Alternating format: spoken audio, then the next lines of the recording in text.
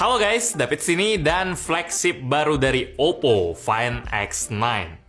HP cakep ini. Kalau Oppo udah bikin HP flagship, ngeri. Dia ngelanjutin cerita manis dari Oppo Find X8 yang setahun terakhir selalu saya rekomenin ke orang yang nyari flagship solid. Sejak kemunculannya, Find X8 udah 2 kali jadi juara di video rekomendasi Gadget In, kategori HP kelas 10-15 juta. Semua bagian udah kerasa wah, dari hardware sampai ke software, berasa nggak ada celah. Nah, sekarang di Find X9 ini, Oppo tetap kerasa nggak nyantai ya. Mereka tetap eksperimen, makin kuatin posisinya lagi lewat upgrade mesin yang makin kenceng. Baterainya loncat sama software yang makin mateng. Desain HP-nya pun ikut diubah, suka nggak suka.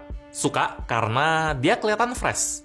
Beda dari Find X8 yang kameranya bulat gede. Yang sekarang ngomong-ngomong banyak ditiru oleh HP murah ya. Tapi desain baru ini pasti bakal mancing komen juga. Kok bentuk kamera kotaknya jadi mirip Reno ya? Ada 2 bulatan gede di kiri, ada 1 bulatan kecil di kanan juga. Jadi bisa dibilang mirip Reno, tapi bisa juga dibilang Oppo kembali ke desain klasik Find X. Kayak di Find X3 atau Find X5 yang kameranya juga ngotak. Emang tergantung ngelihatnya dari mana ya. Yang pasti semua bakal setuju kalau Find X9 ini punya aura yang lebih spesial dari Reno. Frame kameranya kayak ada lempengan gitu. Lebih tebal karena lensa zoomnya udah tipe periskop, jadi dia butuh ruang lebih. Di bawah lensa ultrawide-nya ini juga ada sensor ekstra, khusus buat analisa lighting dan suhu warna di sekitar, biar warna fotonya lebih akurat. Dan yang nggak kalah penting, ada logo H di dalam LED flash ini. Buat bilang kalau Find X9 udah kolaborasi sama Hasselblad buat ngeracik kameranya. Feeling ngegenggam Find X9 ini juga kerasa lebih mantep ya. Materialnya premium, back covernya kaca, framenya metal,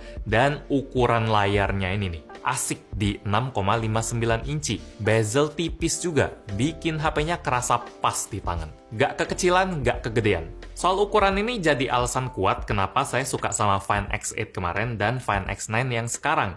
Udah ngomongin soal rasa. Oh ya, buat varian warnanya sendiri yang kita pegang ini namanya Titanium Grey. Ada juga varian Velvet Red dan Space Black.